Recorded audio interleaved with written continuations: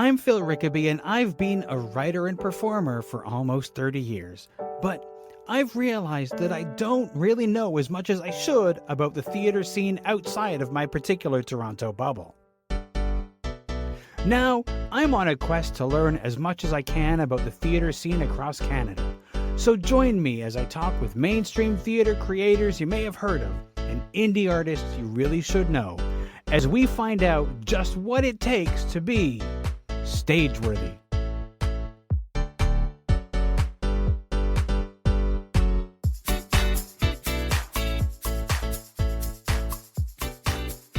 If you want to support the work that I do on Stageworthy, you can do that by leaving a tip, either as a one-time thing or on a recurring monthly basis. Your support helps me cover the cost of making this show, helps expand the show, and more. You can find a link to the digital tip jar in the show notes, which you can find on your podcast app or at the website at stageworthy.ca. Now, on to the show.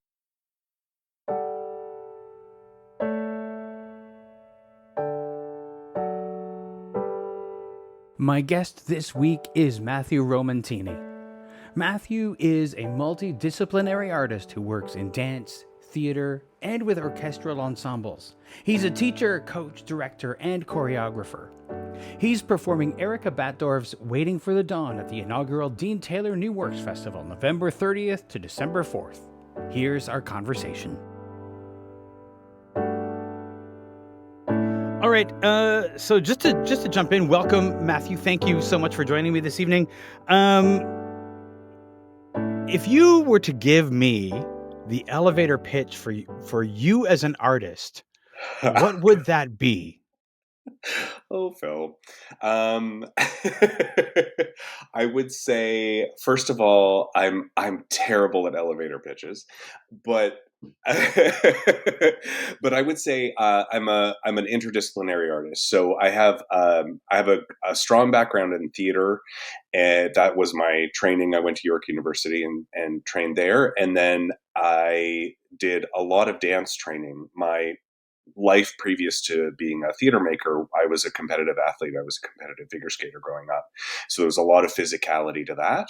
And that kept going after I stopped skating. And so even as I was training in theater, I was doing a lot of dance and physical theater work. So the elevator pitch would be, I'm a theater person, but I'm a theater person with a lot of influences in the physical elements of theater, in dance, and I also cross the floor to music as well. I do work with concert musicians primarily as part of my, rather than musical theater primarily.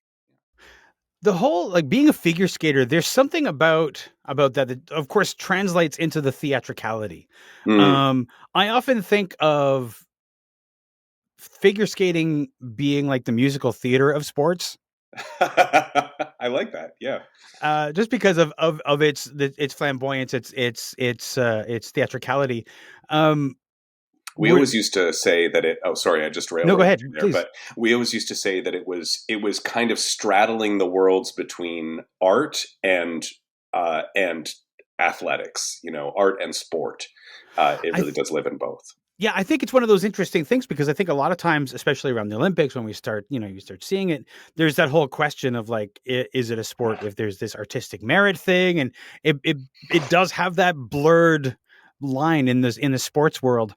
Yeah. Um, did you? So that's you were doing that far before you were doing theater. Um, how did you get into that, and how did you find your way to theater from figure skating? Well, I was okay. So in 1988, we had the Olympics in Calgary, and there was something called the Battle of the Bryans. So those of us who are over over 40 might remember the Battle of the Bryans. I'm old enough to remember the Battle of the Bryans. Yes, yeah. So Brian Orser, who's Canadian, Brian Boitano, who is American, they were always sort of number one and number two in the world and in competitions throughout the year. And then the '88 Olympics happened, and Brian Boitano won. Now I look at his performance and I go, yeah, it's spectacular, you know. But at the time, I was such a rabid Brian Orser fan that I felt that Brian Orser had been sort of robbed of his Olympic gold medal. He got silver, but I think if I remember correctly, the points were, you know, it was like 0.1, a tenth of a point or something between the two of them in terms of getting gold and silver. So it was so close. And I cried myself to sleep that night. How did you ever make it into theater, Matthew? And then when I woke up, I came downstairs, and you have to understand, I was not an athletic kid. I hated gym. I never wanted to do that. I was uncoordinated. I was gay. Like I hated it. And I came downstairs the morning after Brian Orser got his silver medal, and I said, I want to start figure skating. And my mom said, oh, what makes you want to do that? And I said, well, I want to remediate this wrong. I want to go to the Olympics, and I want to win a gold medal for Brian Orser. And that was why I started skating. Now, as a non-athletic kid, did your parents just okay, let's start doing it, or were they concerned that maybe this was like a whim that wasn't going to carry through? I think they knew me well enough to know. I always had this thing that adults used to say to me when I was a little kid. It was like, oh, he's 6 going on 46. I see. You know, I was a very serious kid. And I think they knew that if I wanted to do something, I was going to commit to it. And that's what I did. I really, right from the very beginning, I started and I was like, I don't know how to do this at all, but I'm going to throw myself into it and focus and work really hard. And that's what I did. And that's kind of why was also able to be a dancer later in life, because that level of rigorous discipline it's there in sport, it's there in dance, especially with the dance company that I worked with primarily out in Vancouver. So yeah. So how did you get into theater? From like which came first, the dance or the theater? I would say theater came first. I mean, I was I was always a kind of a theatrical kid. My babysitter and I would dress me up as Edith Prickly, which was an Andrea Martin character from SCTV, when I was a little kid. And, you know, my mom would come home and there I would be as Edith Prickly, doing skits and that kind of thing. So I was always a pretty theatrical kid, and then skating kind of happened. And even when I was skating, I was in drama classes in high school and that kind of thing. And so when I stopped skating, I had a small stint where I thought, well, it's not possible to make a living as in theater. I love it, but that's not a career. And so I went toward academics a little bit more for a little while. And then it took me not very long, you know, a couple years to realize, oh yeah, no, academics is a little too, not human enough for me. And so it was, you know, I really had a little crisis as a 15-year-old. And I was like, what am I going to do with my life? And then I realized, if I was really honest with myself, the only thing I ever wanted to do was to be in theater. So you had like your quarter life crisis at 15. So again, like the 6 going on 46 thing was definitely Totally. In force. And at that point, had you figured out? Because I know for me, it took me a while to make the transition between like, oh, I really like doing this, to, oh, people do this for a living. Yeah, you know, I think it's an interesting thing. I think I had that at a certain point. That was that moment after I quit skating before I decided to go into theater. And I went towards sort of archaeology and history and that kind of thing a little bit more. So I think I had that moment, but it was so brief. I stopped skating.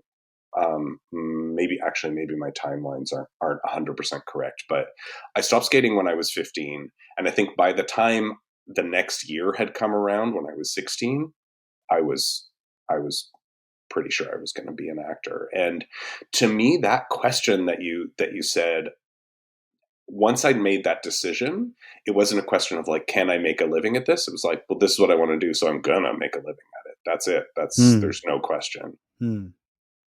Which I think is one of those important decisions to make. I know. Absolutely. I think that anybody that stays in theater for any length of time, there's a level of ferocity, of desire for this, of need in it. And it's a cliche by this point, if you can do anything else, then do it. Yeah, that's true though. Mhm. Because I remember when I was auditioning for theater school and I went to my audition at George Brown, the head of the acting program, Peter Wilde had this whole thing where he gathered all the people who were auditioning that afternoon, and he had this whole like flamboyant speech where he told us that nobody wants us and that an actor is a dime a dozen, and this whole spiel that he had. And of course, we were all like 18, 19, and so we were rolling our eyes being like, yeah, you sure, old man, whatever. But I know what he was trying to do. He was trying to to let us know that like it's not like you don't get famous, you don't get rich. This is like you do this because it's the only thing that you really like, can satisfy, right? Can give you that thing, right? It's the mode to express our purpose on this earth. And so that to me is actually very compelling and exciting, and way more compelling and exciting than richesse or fame. Yes, because those are kind of. Those are. I mean, I think. Success. We all want to be recognized, right? That's Yeah. the sort of thing. It's Yes. like, Oh yeah. how do you measure success? If success is I don't know, being rich or whatever, then that's never not likely to happen. But like, if we want to be recognized for the work that we do, but you know, I even have. I remember hanging out with another actor for a little while in my, I don't know, maybe my late 20s, early 30s kind of thing, and we were talking, and it was really interesting to hear him talk about what the metrics of success were for him. And I remember looking at him, and he wasn't meeting the metrics that he had set for himself. He wanted, I think, maybe to be in regional theater, and he was sort of at that cusp where he was like just going from non-equity to equity. It was like right at that point for him, and it wasn't happening fast enough for him, and he was just increasingly frustrated, and crestfallen, and maybe even a little bit cynical about the industry. And I I remember thinking, this is causing so much suffering for this poor guy. I feel bad for him. And I could see myself potentially going down that same route if I have a very, mm, very hard, rigid idea of what success looks like.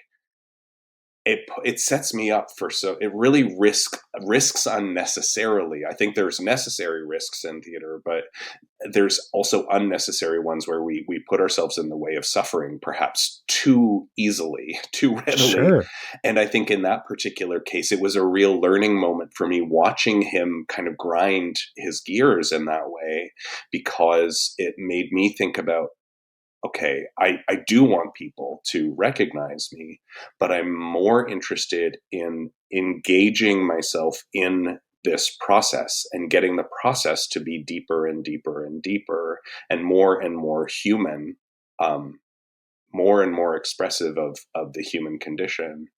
And that to me will be the thing that will satisfy. Do I want money? Do I want income? Of course I do. but process to me, I think is the crux. And that was a catalyst moment for me, watching Yeah. somebody else's kind of external validation requirements not being met, and how hard that was for him. It's so hard to set goals, though. I remember Yeah. when I started, like, everybody, eventually as an actor, you have to make that, okay, so I got a day job, but I Yeah. managed to keep doing theater. You get a day job. But that question that they ask, so where do you see yourself in 5 years? And I, coming from the theater world and had realized so long ago that I'm not in control of this career. My 5-year plan, like, is not in my hands. So why bother having one? So Mhm. they would say, where do you see yourself in 5 years? And I think the first time I was asked that question, I stammered for a good 30 seconds and said, I don't know, we'll figure it out, which is of course not what they want to hear, but I've learned to bullshit, but Well, and I think some people too, and this may be a theater thing, but I think it's also, I think it's just an approach thing. Some people need to know the structure before they engage in the activity.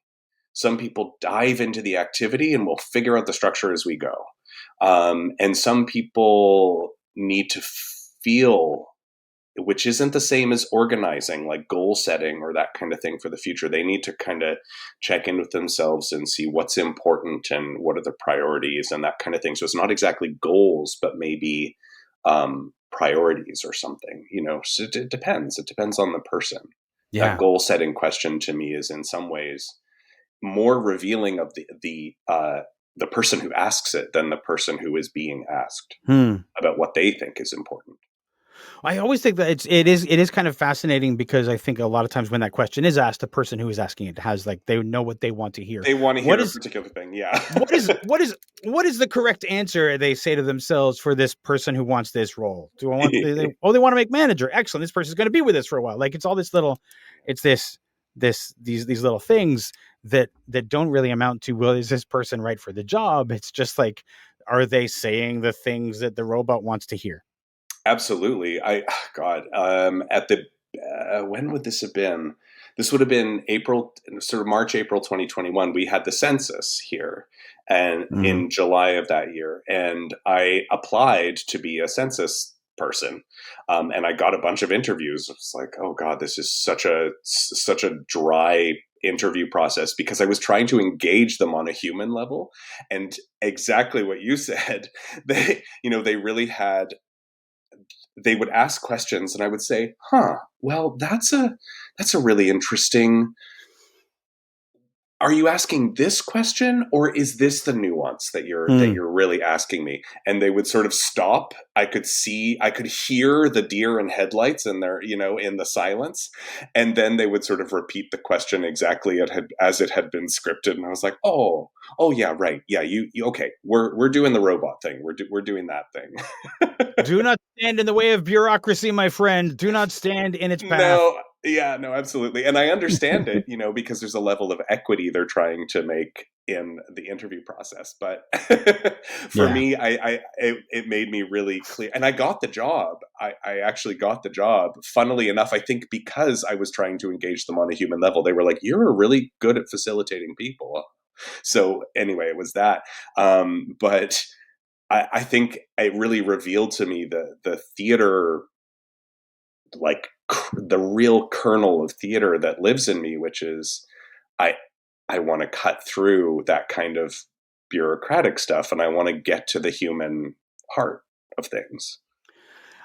I'm going to make a leap, because I want to ask about that bureaucratic, and a lot of their theater institutions, be they theater schools, be they Mm. theater companies, they have their own level of bureaucracy, and a lot of times Oh yeah. we don't, as performers, don't realize the level of bureaucracy until we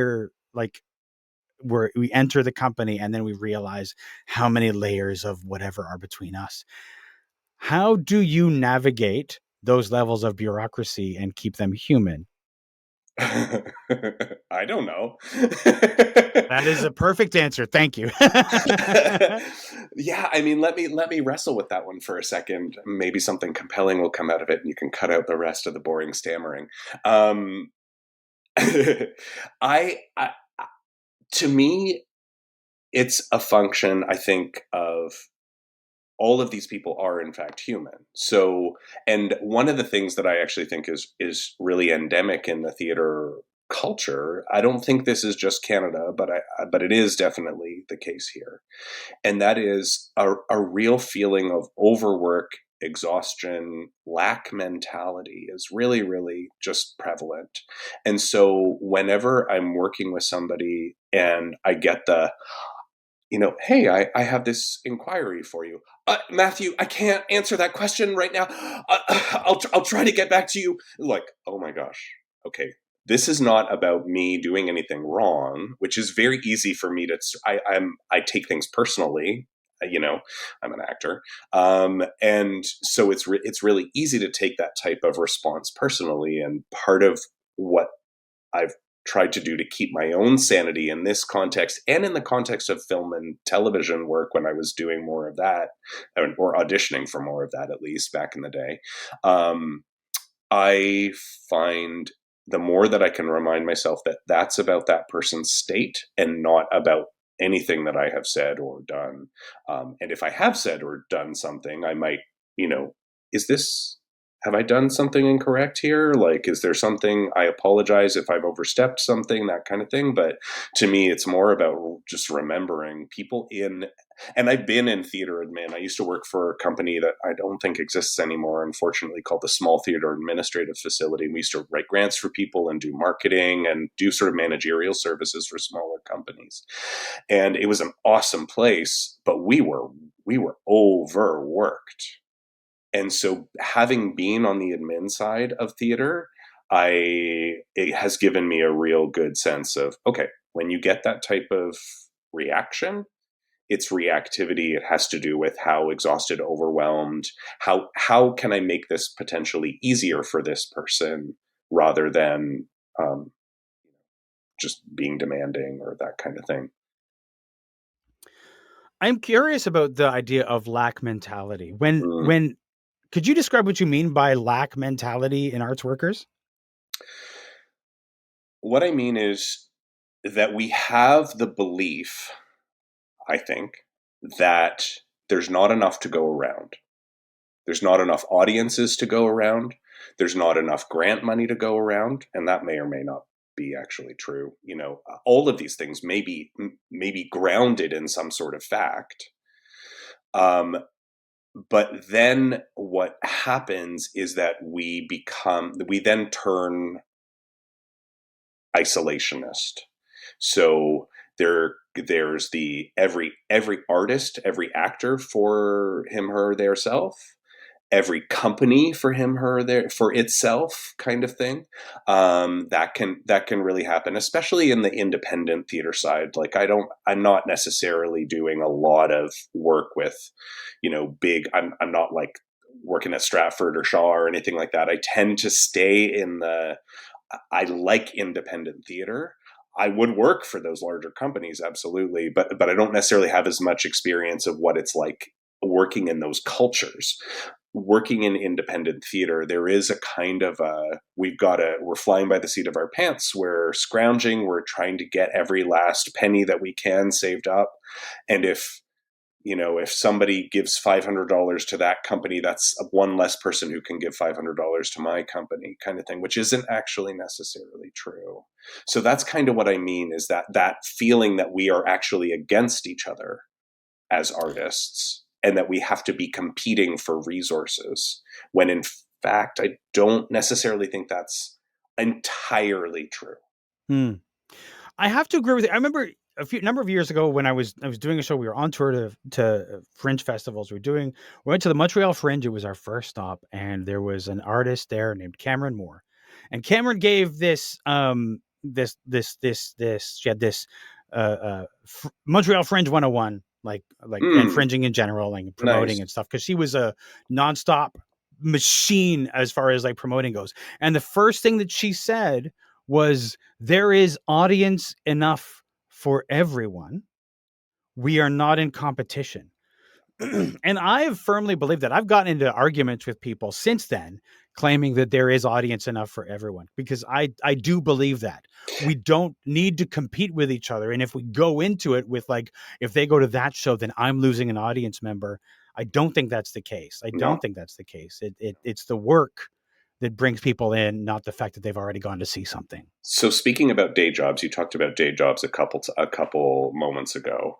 I can think of two day job examples of this. Number one, I used to work at a kitchen store when I lived in Ottawa, and I loved that place. I remember there was another kitchen store literally down the street, like the next block over. And I remember somebody asked for something. I knew the other kitchen store carried that brand, and I didn't say anything. And my manager, who then became a very close friend of mine over the years, she said, "Tell them about Ma Cuisine. Like, tell them to go there, because people come into this area for kitchen. That's what they come here for. So if we tell them, yes, keep coming into this area. If you're looking for something for your kitchen, you can get it at Ma Cuisine. You can get it here at Domus. You can do it. It was a real. I was in my early 20s at the time, and working under some lack mentality and competition. Figure skater competition. Was just embedded in how I thought and saw the world. And that was a real eye-opening moment for me. It was simple. It was retail, but it was like, oh yeah, there's people are in a culture. And then the other one was when, speaking about picking up a day job, I started working in the wellness industry. I started teaching yoga, and then I kind of started a private practice as a yoga therapist. And when I set up my private practice, there were two other yoga teachers at the studio where I was setting up that were just finishing their training, and they were really angry that I was first to market, because their training was they weren't allowed to start seeing practice members or clients until they were finished their training, and they had gone through 2 years. And I understand their frustration. And for me, the training that I did, the person who ran that training said, you have to be seeing clients right away, because in order to even get into the next year of the training, you need to have a certain number of case studies with paying clients. So she was trying to teach us to open a business as well as, learn the thing. So anyway, I set up. They were really angry. They demanded a meeting with the studio owner and everything like that. And when we got into the meeting, first of all, I felt pretty, attacked and antagonized. I feel very attacked. But I also knew to go in with real clarity around, and this gets back to the audience point now, is, well, who is your audience? Or who are your clients or your practice member? Who do you want to work with? And the more specific you can be about that, the more specific who you're talking to and what you're trying to say to them. That to me is like, there's your audience. You don't have to worry about, okay, well, I'm competing with this other person who's doing this other. That other person has a total other point of view. And yes, people might come and see both your shows. But if you are trying to build audience, I think there's something to be said for real clarity of vision in order to build a loyal, I don't even like that word, but like a compelled audience that wants to come back to and see more of your work. That summer when I was on tour, that speech, and you could see this in all the people who had taken that little course with Cameron. Yeah.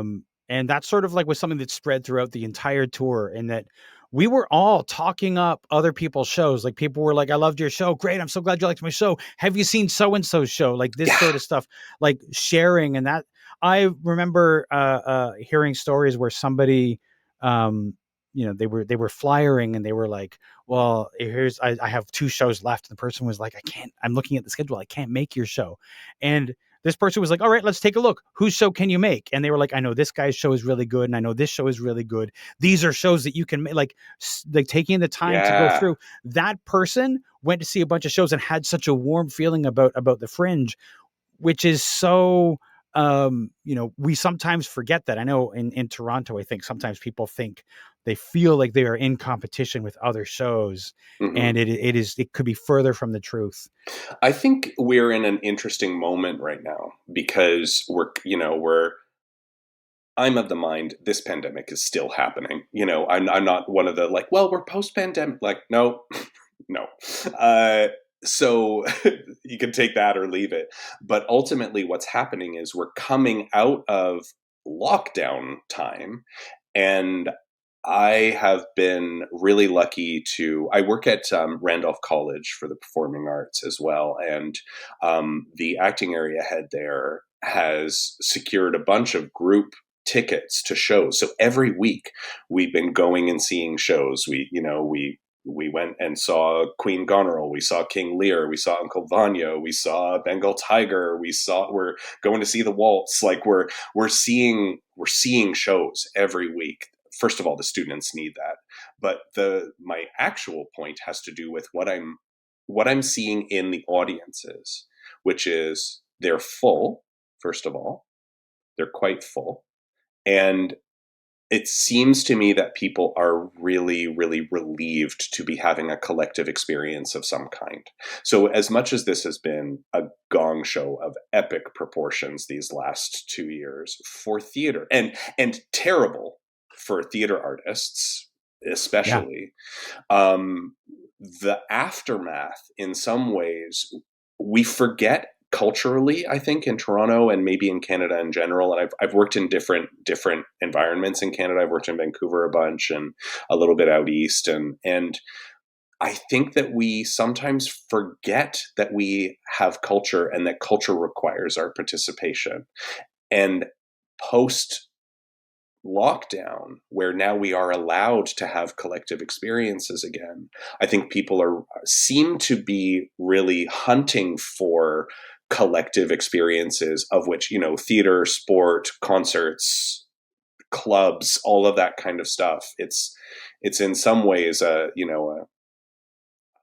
think an important thing that's happening right now, and an exciting thing. Yeah, absolutely. I mean, when you have 2 years of not doing things, Oh, my friend. of not being able to do things and sort of being like stuck at home with Netflix, the idea of going out and sitting in a room. I remember when when the live recorded version of Hamilton was on Disney Plus when it first landed there. I remember watching it and, great. I could see the actors' faces close up and all that stuff, which I couldn't do when I saw it live. But what it really made me feel like was I miss this audience. I miss that collective experience, because theater, I didn't understand it when they said it in first years. Theater is not a building.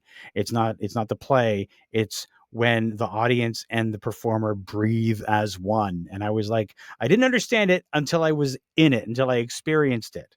And then I was like, oh, that's what that is. I went and saw, in one of those moments where we were out of a lockdown, and then, one of those interstitial moments. And there was a production, I think it was at the Princess of Wales, maybe, called Blindness. And it was Mm. based on the book by Jose Saramago, he was one of my favorite authors. And I went with somebody, and the way that it was set up was that the audience was actually on the stage in these pods. So you went with somebody, or you went on your own, and you got a couple of chairs, and then they were 6 feet or 8 feet away from another couple of chairs, and then we put on headphones like this, and it was a recording of Juliet Stevenson, who, Jesus, Mary and Joseph, she's such a brilliant actor, reading and doing all the characters, basically almost like an audiobook. But, and I was kind of like, it's Juliet Stevenson, it's blindness, but it's not theater, you know? And then I went there, and I was weeping with gratitude for the fact of having a collective experience with somebody who wasn't the dude that I went with, or, my dad, or my boyfriend at the time, or like more my roommate. I was so glad, and I love all those people, but I was so glad to be having a collective experience with strangers. It was so important. Yeah, it was really effective. Absolutely. What is it that you teach at Randolph? I teach in the acting area. So Randolph is, for those of you who don't know, it's a musical theater college, private college. So we have a music section, an acting section, and a dance section. So I teach in the theater in the acting section, and I teach movement for actors. I teach a first term course called Acting Foundations. I co-teach that. I do a little bit of scene study. I'm primarily getting at, um, I would say, I'm getting at the physical connection to whatever they're working on. That seems to be my main thrust, my main bias that I'm trying to kind of help them explore more. And do you direct as well? Yeah, I do actually. I was really, really lucky yeah, to direct there. I've been working there for just a little over a year now, so it's new. It's since the pandemic. And in January to March of 2022, I was able to direct a show called Unity 1918, which is a Canadian show by Kevin Kerr. And that show is about the 1918 flu pandemic sweeping through this small Saskatchewan town, and it's so when that was the play that was chosen, they chose it before they asked me to direct. Excuse me. I realized, oh, this is an opportunity for anybody who comes to see the show to have their experience reflected, and for us to tell them everything's going to be okay through the show. And then that went really, really well, and they asked me to direct again, and so I chose The Government Inspector, the Gogol play, which is a beast of a play. It is a Uh, beast of a play, but it is a win. It is, oh, it's it so is, much it fun. is, it is so much fun that an audience, I think, can often be very forgiving. Yeah, and we, it was really about style, giving these students who are really, really getting a very good grounding in musical theater training, to go totally outside of that box and get something that was way more sort of physically stylized. And I really had them look at a lot of sort of slapstick vaudeville, Looney Tunes, that kind of stuff, things where the timing is really, really essential. And they really, really hit it out of the park. And I'm going to be directing, I think, by the time that I'm going to be directing another show. I can't say what it is yet.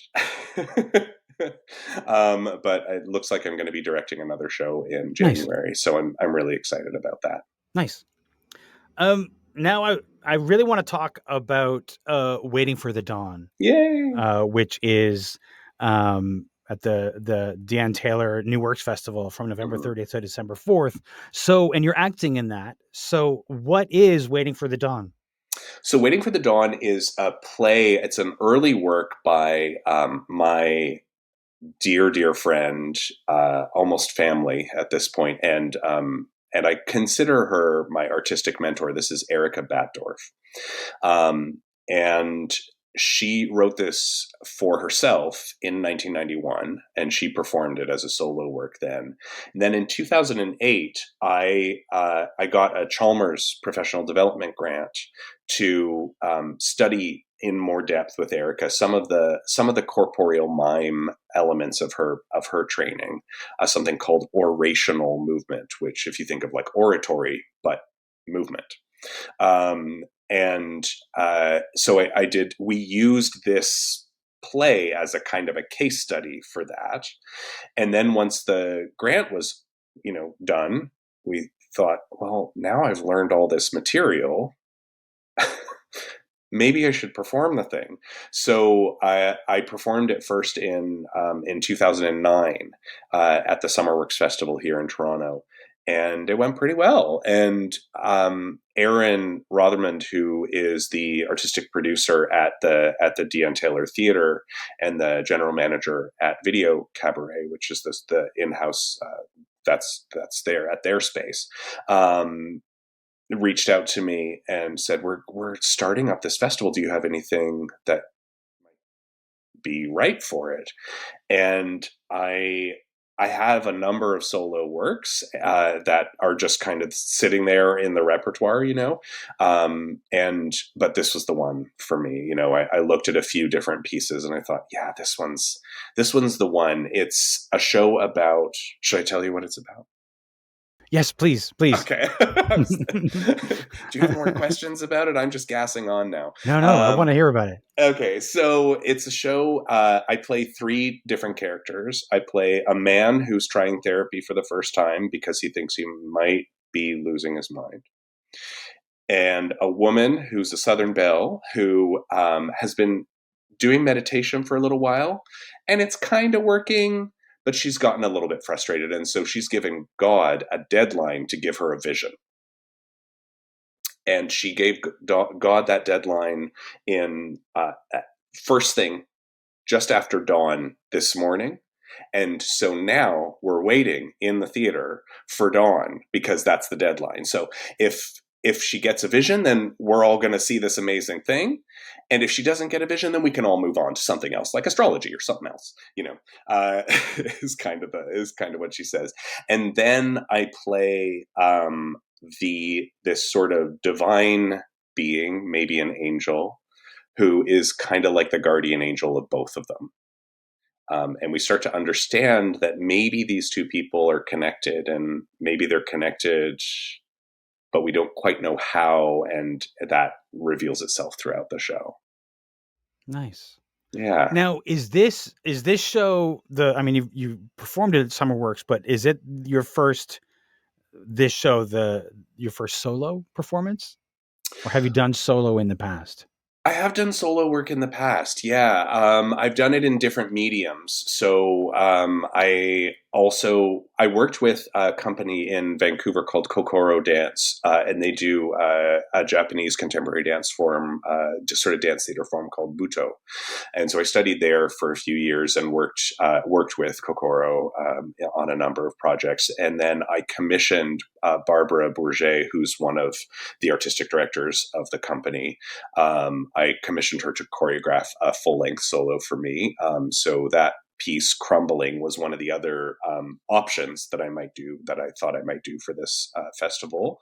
And then I've had other solo works that I've done that I've created myself, and others that I've had other choreographers set on me, that kind of thing. So yeah, I'm used to doing solo work. I like it.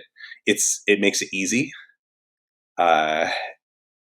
Sort of easy in some ways, harder in others. Yes, I was about to say, because it makes touring a lot easier. It makes touring's easy, traveling with a show so easy.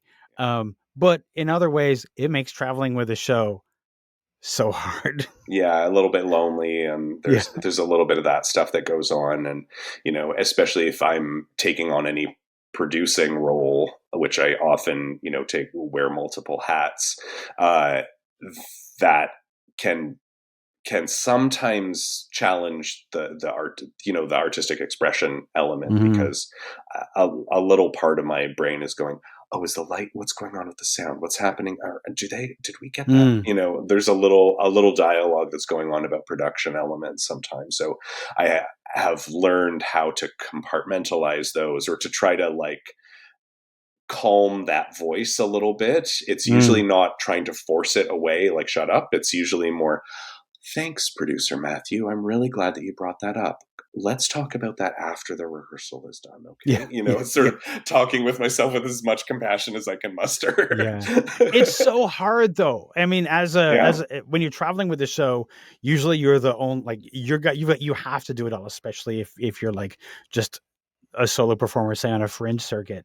Totally. What I learned to do was to front load all of the production work beforehand, so that when I didn't have time, it was really easy. Like if I need a pull quote, if I need an image to share with a pull quote, I have those in a folder, and I can quickly pull those, slap some text on it, and get it out there. I don't have to be like, oh, I need to create an image. Like I've done all of the hard work, and now I've got it. I've got it all set up. Yeah, exactly. Now, as from one solo performer to another, I know why I am drawn to it. For me, there's something about that, when an audience goes on a journey with you, you feel that in a way that is so visceral. Like you feel them coming with you. And when they are with you, it's like a drug, right? It's so good. And then I remember the first time I performed a solo show, after I finished that run, I was like, I want more of this. So for you, what is it that draws you to the solo performance? Well, there's a couple things. I would say that performance in general, one of the things, especially if it's a piece like this where I know who made it, and I know her background, and I know her motivations from just making work in general. And this is sometimes where the mentorship really comes in, because I'm aligned with that. And one of the things that Erica often says for people, because she also teaches people how to make solo works, and one of the things she says is find a compelling reason within yourself to write the bloody thing, or to perform the thing, and let it be a question to which you do not actually have an answer, so that the creation process becomes, and the performing process, even more importantly, becomes a way of attempting to answer this unanswered question for yourself. This keeps it compelling. Then link that to something that you see that is like your personal search, to something that is going on in the world that you identify as like, oh, this is the culture trying to answer a question that's not unlike this personal question that I'm trying to answer in my own life.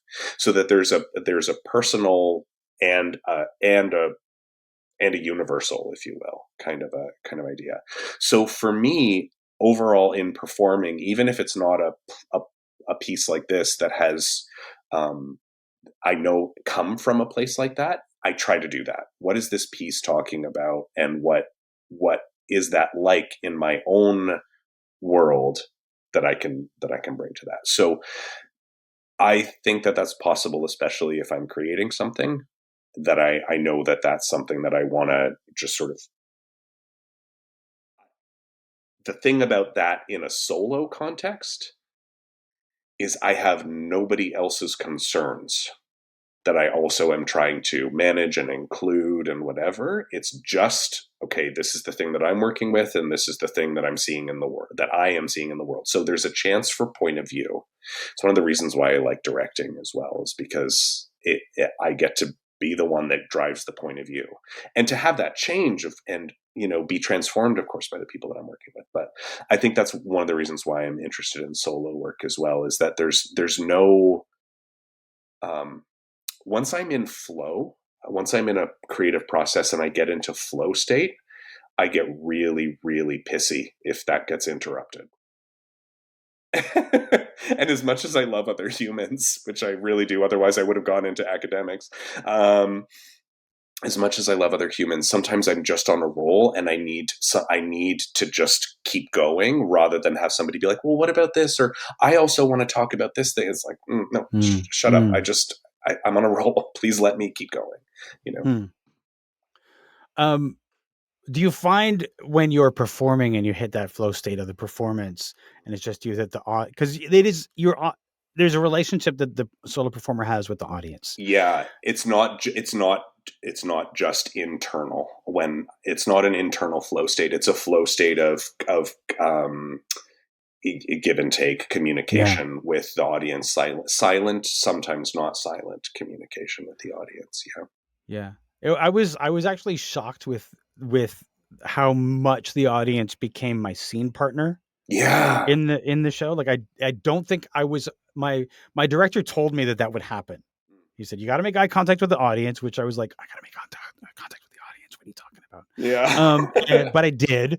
Although I cheated the first performance because I was too freaked out. Like I sort of like did that thing where you look between people. Mm-hmm. But after that, I actually made eye contact. But then they do become your scene partner, and you start like seeing how people react to things that you're saying, and you you're like, this is my guy for this part of the show, and this is my guy for this part of the show, and it becomes this fascinating thing that changes. Erica talked about this particular show showing her that. She just wrote the thing, and she was performing the thing. And there's a moment in the play where there's a real sense of engagement with the audience, real sense of engagement with them. And she wasn't expecting the audience to be as moved as they were by that moment. And she had people come up to her afterward and be like, oh, it broke my heart when you didn't follow through with that thing or whatever. I'm trying to like make it so that anybody who's listening to this and who comes and sees the show doesn't get anything ruined for them. But there's some moments of really beautiful connection where it's not exactly audience participation or anything, but where it's just this sort of invitational quality that the performer's meant to have of like, I see you and I care about you. And then to have that get taken away, she said people were like, oh no, please don't take that away. It feels so good to be cared for in that moment. And then she said that kind of was mind blowing for her, and it affected how she made work going forward, how she wrote, thinking about how can I compose or conduct perhaps the ebbs and flows of the audience response, not just for her own, not just because it's like a drug, as you said, because it is kind of like a drug, but also for them to have a transformative experience. How can I make it so that people who don't usually breathe are breathing? How can I make it so that people who have a fairly sort of repressed or shut down emotional life start to crack that open a little bit in the context of theater where they're in the dark and maybe it's safe to cry, or it's safe to laugh, or it's safe to have to be shocked, or whatever. Yeah, for sure.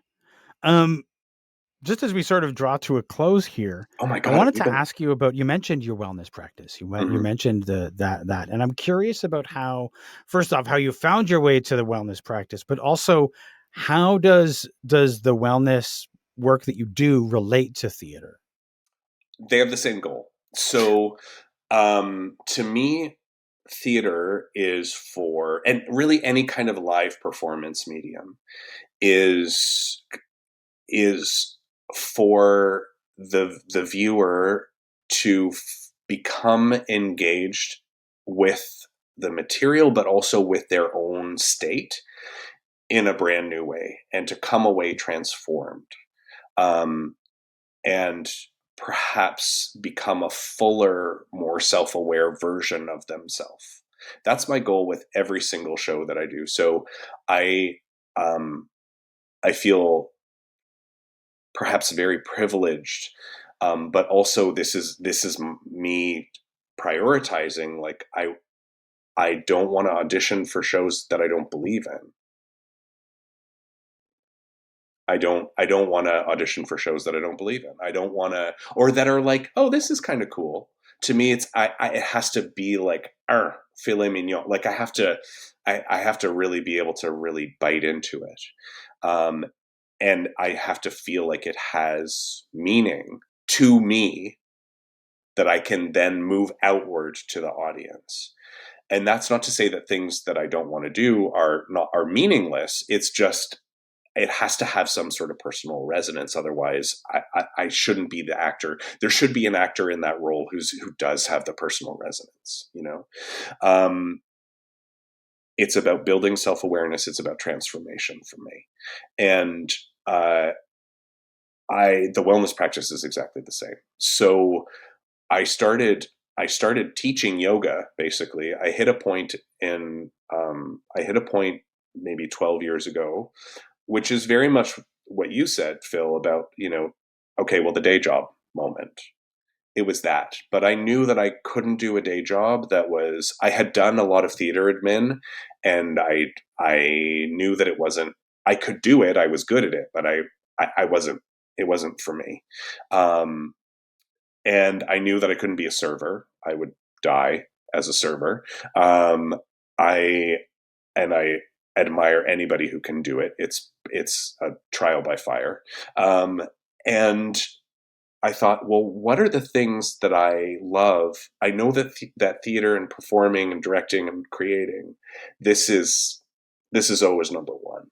But what do I love at such a degree that it at least approaches that amount of love? And at that point, I had been practicing yoga a lot, and I loved it. And I knew that I wanted to teach artists as well, that was something that I was also passionate about. And so I signed myself up for a teacher training in the yoga style that I was doing at that time, which was called Moksha at the time, now Modo. And then just, one of those universe things. The person who gave the flamboyant speech at York when I went for my audition was Peter McKinnon. And Peter is an awesome human, and he called me out of the blue one day and said, "Hey, I need a TA for my theater management course that I teach at the school. Do you want to come and TA for me?" And so I went and did that for 5 years or something like that with him. And then the wellness practice kind of grew, and I started to do more and more. I did more trainings that had to do with the therapeutic side of yoga, and working with people and building really deep, subtle physiological self-awareness in order to help address things like pain, strain, stress, and injury. And then what I thought was really cool that started to happen in that practice was, we'd be doing something, somebody would have a shoulder injury, and we'd be doing sort of these little micro movements to try to help them clean up their movement patterns and whatever. And at a certain point, they'd turn to me, they're on the floor, and they'd look at me and they'd be like, "This isn't just about my shoulder, is it?" And I would say, "I don't think so. No." But my training is just the movement. And then as I studied with Erica to teach her movement style, because she has a technique that she does called the Batdorf technique, and that is about deep physiological awareness and connecting that so that you can create repeatable, believable emotional states as an actor. So I trained in that. And then I knew that I wanted to take that and use it in a therapeutic context as well.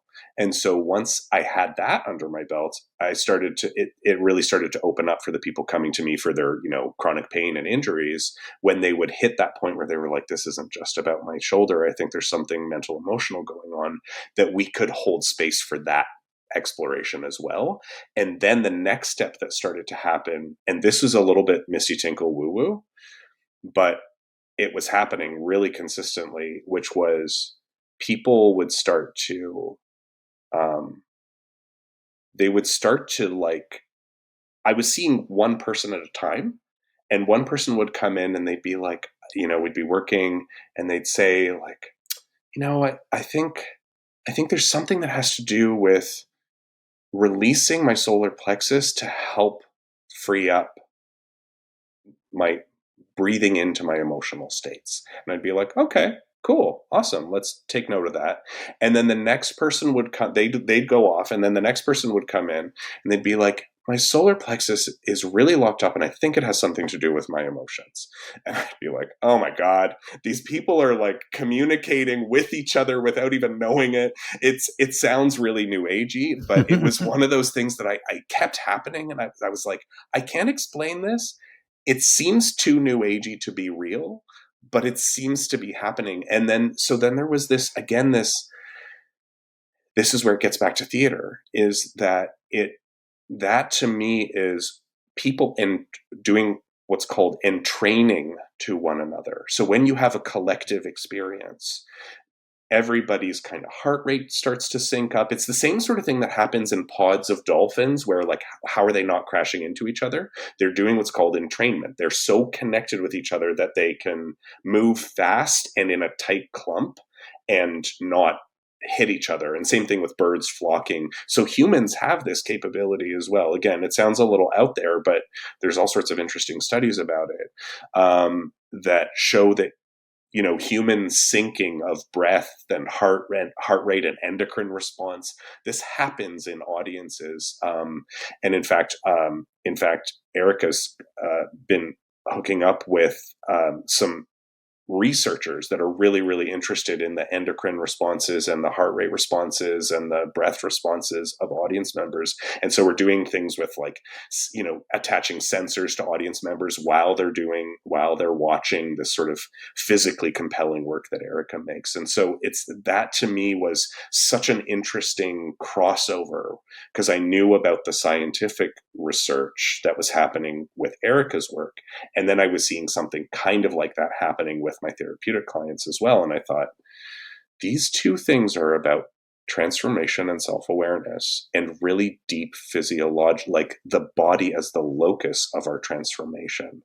And so to me, that was the thing. I spent a lot of time over the years as a wellness worker and an artist going, I know these two things are parallel and I can tell that they're sort of supporting each other, but it was more theoretical, more kind of idea based. And then when I hit that point, I realized, oh, this is the same thing, just in a different medium.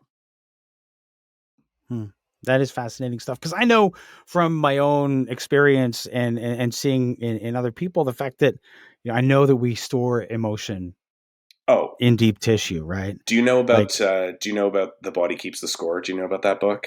I don't know the book. I just know from my own experience, like suddenly, and this happened way as far back as theater school, where somebody would be like, they have a knot, and then suddenly it's like, you like do a little pressure on that. All of a sudden they're like, why am I angry? Or like it, and it's just because there was emotion that you didn't want to deal with. And so you pushed it into your like shoulder muscle for some reason. Yeah. And it stayed there until it just gets too tight. And then we have to work it out. It's fascinating that we do that. It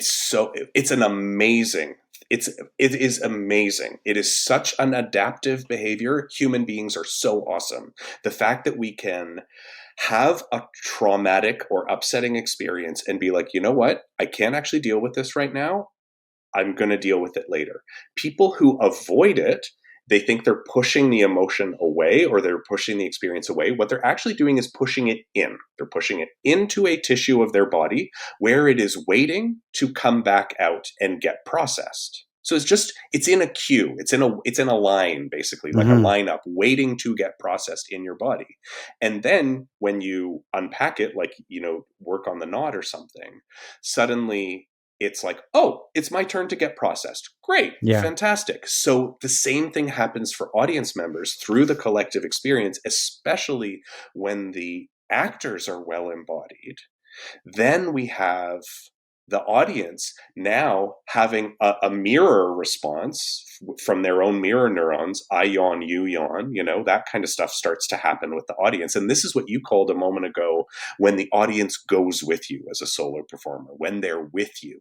That's that's the physiology. There's physiology to that, And so then in the same way that doing a pressure point on a knot and suddenly, why am I angry? The collective experience, and now you're breathing in a new way that other people are helping you to breathe in a way that is different for you. All of a sudden, you're going to be contacting new tissues in your body and unlocking stuff. That's the transformation. So when I talk about transformation, it can sound very like, oh, I'm a, sort of hippie. And yeah, I mean, maybe, but also I'm interested in the science and the physiology of how do we make change in our own state? And then how does theater help us help others transform and make change in their own state and heal their wounds, It's fascinating stuff. I love it. As you can tell from the increase in volume and speed of my voice, I'm really nerdy about this stuff. I love it so much. Well, Matthew, thank you so much for taking the time to talk with me tonight. It was great to chat with you and get to know you. Oh my gosh, this was so great. I loved it. Thank you. And